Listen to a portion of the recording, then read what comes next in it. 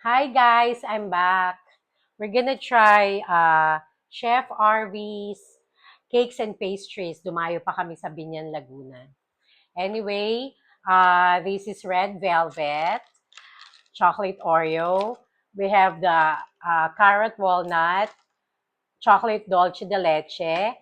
We have the ube bars and cheesecake. And let's not forget the bestseller. This is the bibingka galapong. Okay, let's do this. Join me, ha? I'm gonna try this first.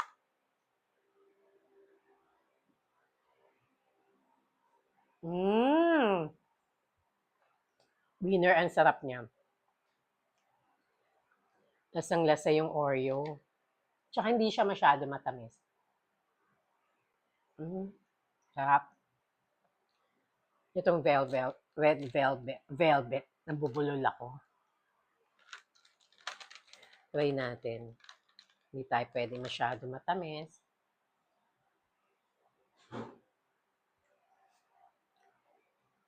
Sarap din.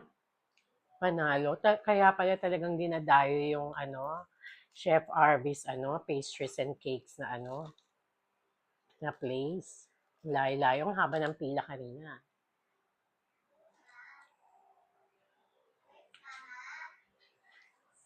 Yung carrot walnut, ang sarap din.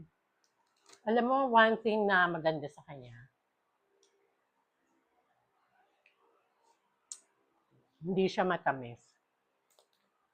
Talagang pwedeng-pwede sa ating mga enjoyin tong lahat. Ang dami, oh.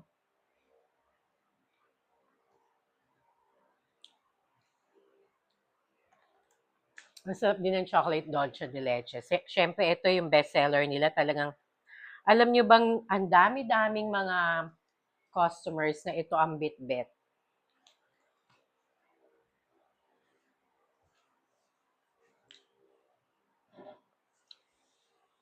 Ang tamis, ang fluffy, ay ang tamis. Hindi siya masyadong matamis. Hindi siya masyadong matamis. Ang fluffy niya, lasang-lasa mo yung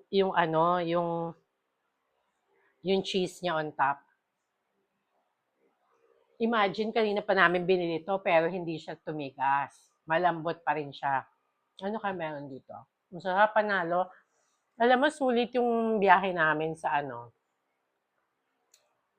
Binyan, Laguna, tsaka yung haba ng pila niya. Kaya pala talagang pinipilaan kasi talagang sulit quality. Talagang deserve natin kainin to. Hindi tayo magi-guilty. And with that, till then, thanks for watching. Bye!